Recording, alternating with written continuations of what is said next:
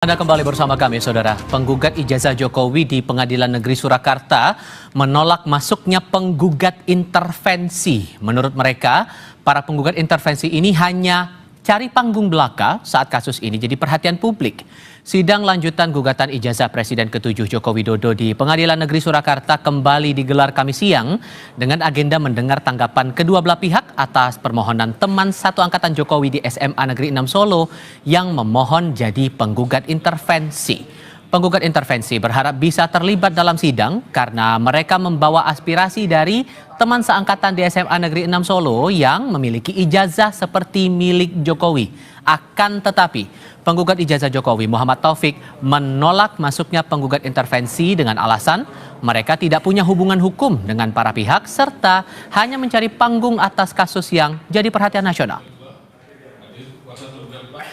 Saya lebih mengatakan ini mereka main seksi-seksian, perkara ini kan seksi, siapapun yang terlibat akan diliput media. Saya lebih melihat bahwa ini faktor seksi-seksian, mereka ingin juga populer. Tapi tiga alasan utama bahwa mereka punya hubungan hukum, mereka ingin menegakkan satu hak, mereka dirugikan, itu tidak tercermin di dalam jawaban-jawabannya. Tentunya kami kan pemilik ijazah ya, yang salah satunya mungkin kalau ijazahnya Pak Jokowi dinyatakan palsu kan imbasnya ke klien kami kan gitu.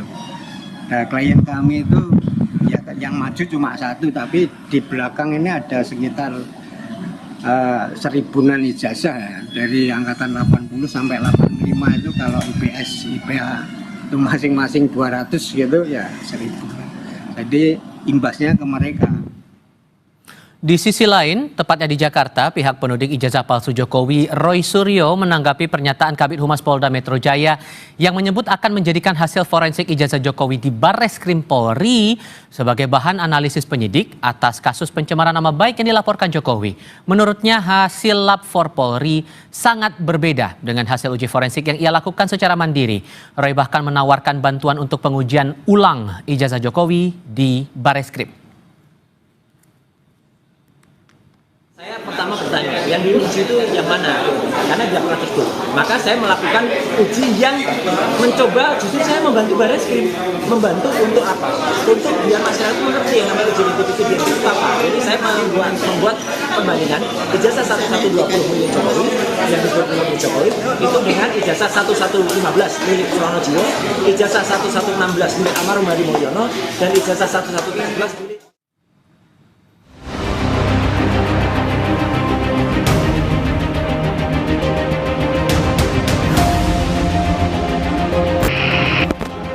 Hasil uji lab for Polri yang menyatakan ijazah Presiden ke-7 Jokowi sesuai atau identik dengan materi pembanding selanjutnya akan menjadi bahan analisis penyidik atas laporan pencemaran nama baik yang tengah diproses di Polda Metro Jaya yang dilaporkan Jokowi pada akhir April lalu.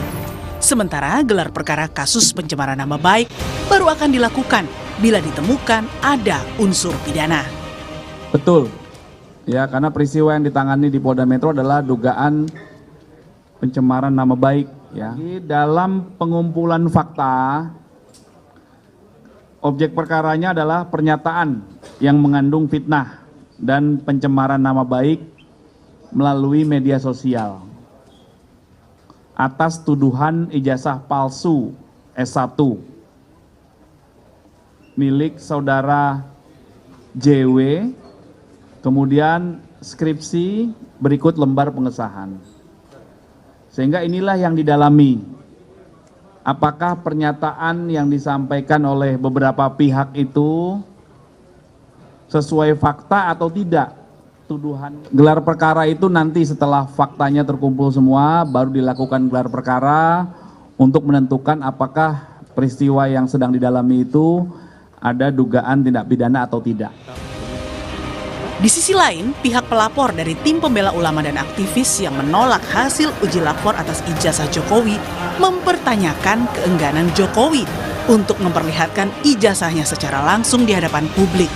Menurut TPUA, hal tersebut bisa menjawab dugaan kepemilikan ijazah palsu mantan orang nomor 1 di Indonesia itu. Memang kenapa sih kalau datang ditunjukkan, nggak usah pakai pengacara, begitu banyak, nggak usah juga ke Barreskrim. Udahlah, Orang sekarang Jokowi presiden itu mulai dari wali kota 2 kali sampai gubernur dan ini sudah 20 tahun lebih, sudah artinya dipilih oleh rakyat. Apa susahnya memberitahukan kepada publik tentang ijazahnya? Misalnya dikumpulin semua di satu tempat lah, mau di Hotel Borobudur, mau di mana terserah, panggil semua ahli IT, panggil semua jurnalis untuk inilah ijazah saya, inilah wisuda saya, inilah ini.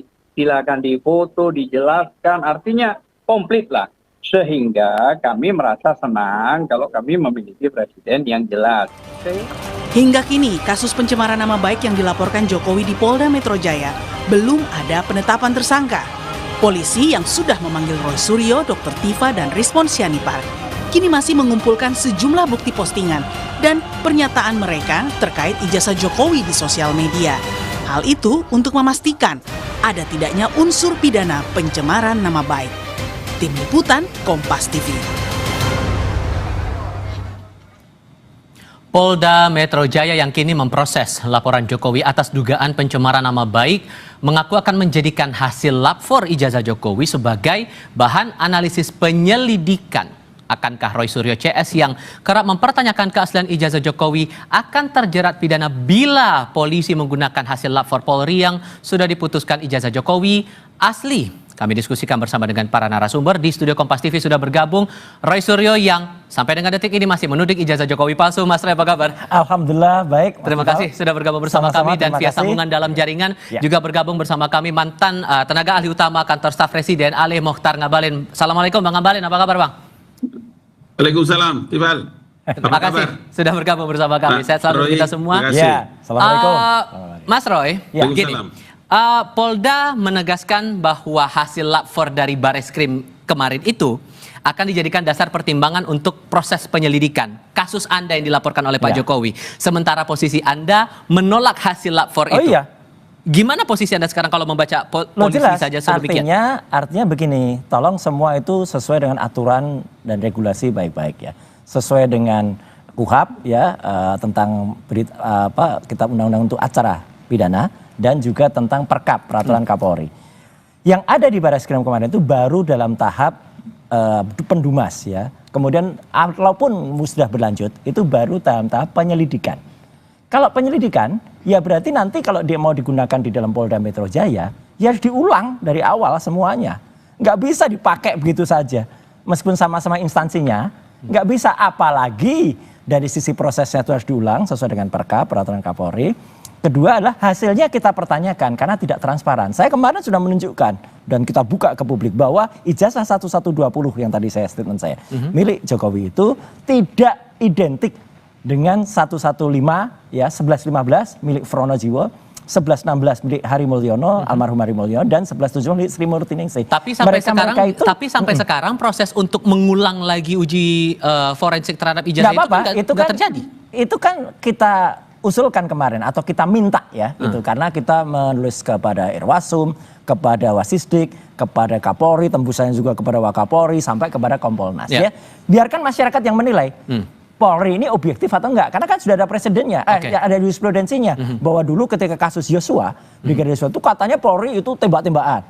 Tapi setelah diuji lagi, diulangi lagi ekshumasi, ternyata kan tidak. Berarti kan tidak bisa dikatakan itu pasti benar. Bang Ngabalin, posisi Mas Roy tetap sama dengan pendiriannya. Menurut Anda ini hasil lapornya itu sudah tidak terbantahkan atau masih ada celah di sini?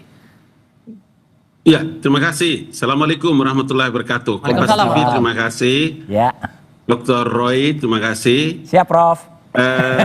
Semua rakyat Indonesia tahu bahwa laboratorium forensik itu adalah institusi dan fasilitas yang melakukan pemeriksaan atas bukti fisik dari satu peristiwa pidana. Itu dulu.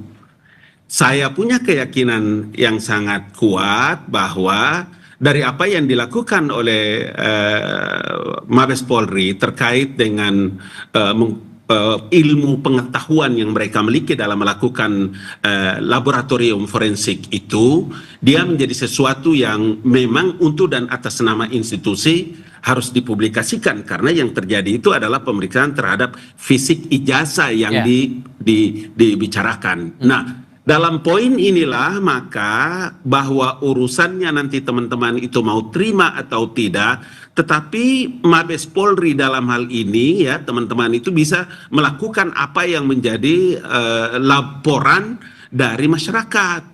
Kalau ini yang menjadi pegangan, maka kemudian sekarang kan diumumkan oleh Mabes Polri terkait dengan hasil uji laboratorium. Makanya istilahnya uji laboratorium forensik. Karena apa? Menyangkut fisik dari peristiwa pidana itu. Sehingga menurut Anda tidak akan mungkin bisa diulang lagi pengujian itu? Tentu saja bahwa ada mekanisme, ada regulasi yang mengatur terkait mengenai ijazah ini. Apakah itu terkait dengan peraturan keputusan Kapolri-nya sendiri, ataukah peraturan yang mengatur tentang laboratoriumnya? Saya percaya bahwa polisi itu sangat profesional, karena dia bukan institusi abal-abal, bukan? Itu kan institusi negara. Jadi saya kira dalam posisi inilah saya kemudian Dr. Roy Suryo, Kompas TV punya tanggung jawab untuk memberikan edukasi kepada masyarakat terhadap proses-proses yang sedang berjalan. Jangan juga nanti kita itu membuat masyarakat tidak punya percaya kepada institusi negara. Menurut saya itu tidak terlalu bagus dalam kehidupan demokrasi. Sekarang kan prosesnya nih Mas Roy, Anda di Mapolda itu sedang proses penyelidikan. Ditambah lagi polisi menyebutkan penyelidikannya saya belum loh. Karena baru dalam tahap kemarin kita diundang untuk klarifikasi. Yang Anda masih pertanyakan itu tadi. Oke, terlepas dari itu, tapi sekarang pertanyaan saya, dengan data tadi, uji forensik seperti apa lagi yang Anda inginkan, detailnya yang Anda butuhkan itu apa? Jadi saya menghormati ya statement dari Profesor Dr. Ngabalin ini. Ini kita sama-sama satu alma mater soalnya. Itu sangat bijak sore hari ini. Ya, itu mungkin berkaitan dengan hari ini adalah puncaknya haji, Prof. Ya, jadi kita hormati puncak haji ketika sebagian besar umat Islam itu lagi menunaikan puncaknya haji di Padang Arafah. Artinya ya kita mencoba bicara sejujur-jujurnya. Ya, sebaik-baiknya. Kembali ke pertanyaan saya tadi. Kembali ke pertanyaan begini. Jadi artinya apa? Ya, proses yang ada di lapor itu betul bahwa lapor itu lapornya sudah gold standard. Tapi kan tidak terlepas kemungkinan bahwa ada kelalaian manusia atau ada kealpaan manusia. Contohnya, mereka tidak mengumumkan, Mas Tifal dan pemirsa Kompas TV, uji pembandingnya itu dengan mana-mana saja. Biasanya kalau dengan banding itu identik, itu harus disebutkan pembandingnya otentik atau tidak. Lah yang dibilang kemarin ke teman-teman seangkatan, uji kertas, uji itu. Mana? Identitasnya mana? Kan nggak ada. Saya beri contoh kepada Mabes Polri ya, karena dulu juga saya pernah memberikan materi di mereka dulu ketika di Silek, ketika di Pusiden. Semua itu harus dilakukan standar dengan SOP. Jadi misalnya uji pembandingnya disebutkan itu milik siapa sehingga kita tahu oh uji pembandingnya kalau yang saya lakukan kemarin persis yang seperti Mabes Polri, identik atau tidak dengan Fronojiwo 1115, 1116 almarhum Hari Mulyono, 1117 Sri Murti Ningsih, dan ternyata tiga ini identik, benar-benar identik skrip gitu. Sedangkan yang 1120 tidak. Jadi saya mohon Mabes Polri terbukalah secara ilmu pengetahuan, terbukalah secara moral dan hatinya, ya gitu, untuk kemudian melakukan sesuai dengan apa yang diturunkan atau yang digariskan oleh Allah Subhanahu Wa Taala. Bang Abalin, karena kan posisinya karena itulah kemudian Mas Roy dan teman-teman TPUA meminta gelar perkara khusus itu untuk mengulang lagi hasil lapor itu. Menurut Anda masuk akal kalau mendengar alasan tadi? Begini.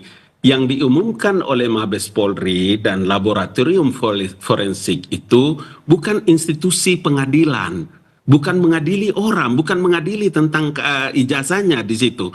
Itu sebabnya kenapa Polda itu menjadikan barang itu sebagai barang bukti untuk dibawa dalam proses pengaduan yang dilakukan oleh Presiden Jokowi di Presiden ke-7 di Mabes Polri. Karena urusannya kan semua nanti di pengadilan. Kalau di Polda Metro Jaya itu polisinya mengumpulkan bahan-bahan bukti-bukti yang kuat, kemudian ini bisa dilanjutkan di pengadilan itu tempatnya.